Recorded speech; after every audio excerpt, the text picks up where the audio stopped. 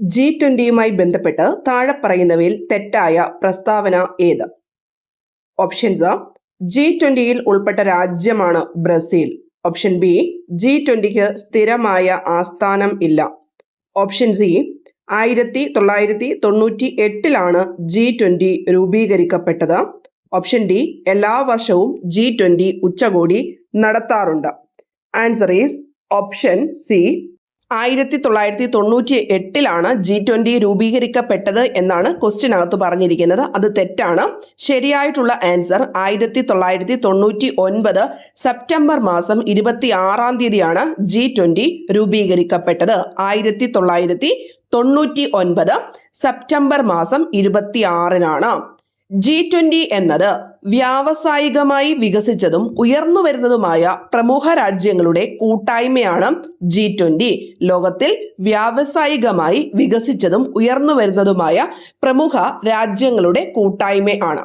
ഇപ്പോൾ ഇതിനകത്ത് അംഗരാജ്യങ്ങളുടെ എണ്ണം 21. 19 ലോക രാജ്യങ്ങളും ആഫ്രിക്കൻ യൂണിയനും യൂറോപ്യൻ യൂണിയനൂടെ ചേർന്നിട്ട് ടോട്ടൽ 21 പറയുന്നത്. 19 പ്ലസ് 2 ആഫ്രിക്കൻ യൂണിയനും യൂറോപ്യൻ യൂണിയനും. ഇതിനകത്ത് ആഫ്രിക്കൻ യൂണിയൻ ചേർന്ന വർഷം 2023 ആഫ്രിക്കൻ യൂണിയൻ സ്ഥിരാംഗമായി മാറിയത്. ആഫ്രിക്കൻ യൂണിയൻ സ്ഥിരാംഗമായി മാറിയ വർഷം 2023. അന്നു മുതൽ G21 എന്ന പേരിലാണ് അറിയപ്പെടുന്നത്. G21 എന്ന പേരിലാണ് അറിയപ്പെടുന്നത്. G20യില് 19 രാജ്യങ്ങളുണ്ടല്ലോ. ആ രാജ്യങ്ങളുടെ പേരൊന്ന് ശ്രദ്ധിക്കുക. കാരണം നമ്മൾക്ക് ഓപ്ഷനകത്ത് ഇവിടെ ബ്രസീൽ വന്നിട്ടുണ്ട്. സോ ബാലൻസ് കൂടെ പഠിച്ചു വെക്കണം. Australia, Argentina, Canada, China, France, Germany, India, Indonesia, Italy, Japan, Republic of Korea, Mexico, Russia, Saudi, South Africa, Turkey, Britain. ഒന്നുകൂടെ പറയാം. Argentina, Australia, Brazil, Canada, China, France, Germany, India, Indonesia, Italy, Japan, Korea, Mexico, Russia, Saudi, South Africa, Turkey, Britain, America.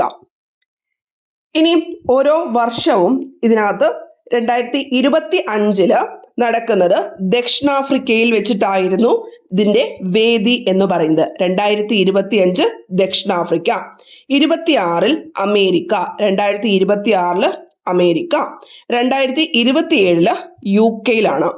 2027 യുകെയിലാണ്. G20യുടെ രൂപീകരണത്തിന് കാരണമായ പ്രഖ്യാപനം ആണ് Brasilia പ്രഖ്യാപനം. G20യുടെ രൂപീകരണത്തിന് കാരണമായ പ്രഖ്യാപനം ബ്രസീലിയ പ്രഖ്യാപനം. ഇതില് ഒപ്പുവെച്ച രാഷ്ട്രങ്ങൾ ആണ് ഇന്ത്യ, ബ്രസീൽ, ദക്ഷിണാഫ്രിക്ക. ബ്രസീലിയ പ്രഖ്യാപനത്തിൽ ഒപ്പുവെച്ച രാഷ്ട്രങ്ങൾ ഇന്ത്യ, ബ്രസീൽ, ദക്ഷിണാഫ്രിക്ക. ഏറ്റവും കൂടുതൽ കടൽ തീരമുള്ള കേരളത്തിലെ ജില്ല ഏത്? Options Thiruvananthapuram, Kannur, Kasaragod, Kozhikode. Answer is option B Kannur ആണ് ഏറ്റവും കൂടുതൽ കടൽ തീരമുള്ള കേരളത്തിലെ ജില്ല. ഏറ്റവും കൂടുതൽ കടൽ തീരമുള്ള കേരളത്തിലെ ജില്ല കണ്ണൂർ. ഏറ്റവും കുറവ് ആണെങ്കിൽ കൊല്ലം ജില്ലയാണ്. ഏറ്റവും കുറവ് കടൽ തീരമുള്ള കേരളത്തിലെ ജില്ല കൊല്ലം ജില്ലയാണ്. ഏറ്റവും കൂടുതൽ കടൽ തീരമുള്ള താലൂക്ക് എന്ന് ചോദിച്ചാൽ ആലപ്പുഴ ജില്ലയിലെ ചേർത്തല താലൂക്കാണ് ഏറ്റവും കൂടുതൽ കടൽ തീരമുള്ള താലൂക്ക്. കടൽ തീരമില്ലാത്ത ഏക കോർപ്പറേഷനാണ് തൃശ്ശൂർ. കേരളത്തിൽ കടൽ തീരമില്ലാത്ത ഏക കോർപ്പറേഷനാണ് തൃശ്ശൂർ. കടൽ തീരം ഉള്ള ജില്ലകളുടെ എണ്ണം കേരളത്തിലേത് 9. കേരളത്തില് കടൽ തീരമുള്ള ജില്ലകളുടെ എണ്ണം 9. കേരളത്തിൽ കടൽ തീരമില്ലാത്ത ജില്ലകളുടെ എണ്ണം 5. കേരളത്തിൽ കടൽ തീരമുള്ള ജില്ലകളുടെ എണ്ണം 9. കടൽ തീരം ഇല്ലാത്ത ജില്ലകളുടെ എണ്ണം 5 ആണ്. തീരദേശ ദൈർഘ്യത്തിന്റെ അടിസ്ഥാനത്തിൽ ഇന്ത്യൻ സംസ്ഥാനങ്ങൾക്കിടയിൽ കേരളത്തിന്റെ സ്ഥാനം 5. ഇന്ത്യൻ സംസ്ഥാനങ്ങൾക്കിടയിൽ തീരദേശ ദൈർഘ്യത്തിന്റെ അടിസ്ഥാനത്തിൽ കേരളത്തിന്റെ സ്ഥാനം 5 ആണ്. കേരളത്തിൽ കടൽ തീരമില്ലാത്ത 5 ജില്ലകൾ ഉണ്ട്. അതിന്റെ പേരുകൾ ഓർത്തു വെച്ചേക്കാം. ഇടുക്കി, പത്തനംതിട്ട, പാലക്കാട്, വയനാട്, കോട്ടയം. ഇടുക്കി, പത്തനംതിട്ട, പാലക്കാട്, വയനാട്, കോട്ടയം. ഇടുക്കി, പത്തനംതിട്ട, പാലക്കാട്, വയനാട്, കോട്ടയം ഇവയാണ് കടൽ തീരമില്ലാത്ത കേരളത്തിലെ ജില്ലകൾ. കേരളത്തിലെ ഏറ്റവും നീളം കൂടിയ ബീച്ച് കണ്ണൂർ ജില്ലയിലെ മുഴുപ്പിലങ്ങാടി ബീച്ച് ആണ് കേരളത്തിലെ ഏറ്റവും നീളം കൂടിയ ബീച്ച്. മുഴുപ്പിലങ്ങാട് ബീച്ചാണ് കേരളത്തിലെ ഏറ്റവും നീളം കൂടിയ ബീച്ച്. കേരളത്തിലെ ഡ്രൈവ് ഇൻ ബീച്ചാണ് മുഴുപ്പിലങ്ങാട് ബീച്ച്. കേരളത്തിലെ ഡ്രൈവ് ഇൻ ബീച്ചാണ് മുഴുപ്പിലങ്ങാട് ബീച്ച്. കേരളത്തിലെ ആദ്യത്തെ ഭിന്നശേഷി സൗഹൃദ ബീച്ചാണ് ആലപ്പുഴ. കേരളത്തിലെ ആദ്യത്തെ ഭിന്നശേഷി സൗഹൃദ ബീച്ചാണ് ആലപ്പുഴ. കേരളത്തിലെ ആദ്യത്തെ പൈതൃക ബീച്ച് അഴീക്കോട് മുനയ്ക്കൽ ഡോൾഫിൻ ബീച്ചാണ്. കേരളത്തിലെ ആദ്യത്തെ പൈതൃക beach Azhikode Munakkal dolphin beach. ഭാഷയുടെ അടിസ്ഥാനത്തിൽ സംസ്ഥാനങ്ങളെ പുനഃസംഘടിപ്പിക്കുന്നതിനായി രൂപീകരിച്ച സംസ്ഥാന പുനഃസംഘടനാ കമ്മീഷനിൽ ഉൾപ്പെടാത്ത വ്യക്തി ആര്? Fazal Ali, Potti Sriramulu, KM Panikkar, HN Kunzru. Answer is option B, Potti Sriramulu ആണ് ഭാഷയുടെ അടിസ്ഥാനത്തിൽ സംസ്ഥാനങ്ങളെ പുനഃസംഘടിപ്പിക്കുന്നതിനായി രൂപീകരിച്ച സംസ്ഥാന പുനഃസംഘടനാ കമ്മീഷനിൽ ഉൾപ്പെടാത്ത വ്യക്തി. ഉൾപ്പെടുന്ന വ്യക്തി ഫസൽ അലി, KM പണിക്കർ, HN കുൻസ്രു എന്നിവർ ആണ്. ഫസൽ അലി, KM പണിക്കർ, HM കുൻസ്രു എന്നിവർ ആണ്. ഇനി ഭാഷാ അടിസ്ഥാനത്തിൽ രൂപം കൊണ്ട ആദ്യ സംസ്ഥാനം ആണ് ആന്ധ്ര സംസ്ഥാനം. ഭാഷാ അടിസ്ഥാനത്തിൽ രൂപം കൊണ്ട ആദ്യ സംസ്ഥാനം ആന്ധ്ര സംസ്ഥാനം. 1953 ഒക്ടോബർ 1 ആന്ധ്ര സംസ്ഥാനം രൂപീകരിച്ചത്. ആന്ധ്ര സംസ്ഥാനവുമായി ബന്ധപ്പെട്ട് നിരാഹാരം അനുഷ്ഠിച്ച മരണപ്പെട്ട വ്യക്തിയാണ് പോറ്റി ശ്രീരാമലു എന്ന് പറയുന്നത്. പോറ്റി ശ്രീരാമലു.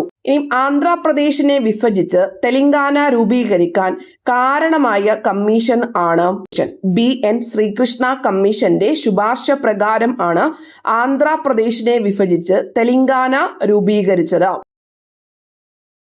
ജമ്മു കാശ്മീരിനെ വിഭജിച്ച് 2 കേന്ദ്രഭരണ പ്രദേശങ്ങളാക്കുകയും ദാദ്ര നഗർ ഹവേലിയും ദാമൻ ദിയുവും യോജിപ്പിച്ചതോടുകൂടിയിട്ട് ഇപ്പോൾ നിലവിൽ ഇന്ത്യയിലെ 28 സംസ്ഥാനങ്ങളും 8 കേന്ദ്രഭരണ പ്രദേശങ്ങളും ആണ്. 1956 നവംബർ 1 ആണെങ്കിൽ 14 സംസ്ഥാനങ്ങളും 6 കേന്ദ്രഭരണ പ്രദേശങ്ങളും ആണ് നിലവിൽ വന്നത്. 1956 നവംബർ 1 ആണെങ്കിൽ 14 സംസ്ഥാനങ്ങളും 6 കേന്ദ്രഭരണ പ്രദേശങ്ങളും ആണ് നിലവിൽ വന്നത്. 2 കമ്മീഷൻസ് റിപ്പീറ്റഡ് ആയിട്ട് വരുന്നുണ്ട്, അതുകൂടെ പഠിച്ചു വച്ചിരിക്കേണ്ടതാണ്. SK ധർ കമ്മീഷൻ എന്ന് പറയുന്നത് 1948 കോൺസ്റ്റിറ്റ്യൂന്റ് അസംബ്ലി നിയമിച്ച ഭാഷാ പ്രവിശ്യ കമ്മീഷൻ ആണ്. SK ധർ കമ്മീഷൻ ആണ് ഭാഷാ പ്രവിശ്യ കമ്മീഷൻ എന്ന പേരിൽ അറിയപ്പെടുന്നത്. വർഷം 1948. Appointed by constituent assembly. 1948 SK Dhar commission ഭാഷാ പ്രവിശ്യ കമ്മീഷൻ കോൺസ്റ്റിറ്റ്യൂന്റ് അസംബ്ലി നിയമിച്ചു. നെക്സ്റ്റ് 1948 JVP കമ്മിറ്റി അതും വർഷം 1948 കോൺഗ്രസ് നിയമിച്ച ഭാഷാ പ്രവിശ്യ കമ്മീഷൻ ആണ്. കോൺഗ്രസ് നിയമിച്ചത് JVP കമ്മിറ്റി. അംഗങ്ങൾ Jawaharlal Nehru, Vallabhbhai Patel, Pattabhi Sitaramayya. J for Jawaharlal Nehru, V for Vallabhbhai Patel, P for Pattabhi Sitaramayya. ഇനി സംസ്ഥാന പുനഃസംഘടനാ കമ്മീഷൻ നിലവിൽ വന്നത് 1953 സംസ്ഥാന പുനഃസംഘടനാ നിയമം നിലവിൽ വന്ന വർഷം 1956 ഭാഷാ അടിസ്ഥാനത്തിൽ സംസ്ഥാനങ്ങളുടെ പുനഃസംഘടന നടന്ന വർഷം 1956 ആണ്. സംസ്ഥാന പുനഃസംഘടനാ കമ്മീഷൻ ചോദിക്കുവാണെങ്കിൽ 53 സംസ്ഥാന പുനഃസംഘടനാ നിയമം സ്റ്റേറ്റ് റീഓർഗനൈസേഷൻ ആക്ട് 1956 ഈ ഭാഷാ അടിസ്ഥാനത്തിൽ സംസ്ഥാനങ്ങളുടെ പുനഃസംഘടന നടന്ന വർഷം 1956 ആണ്.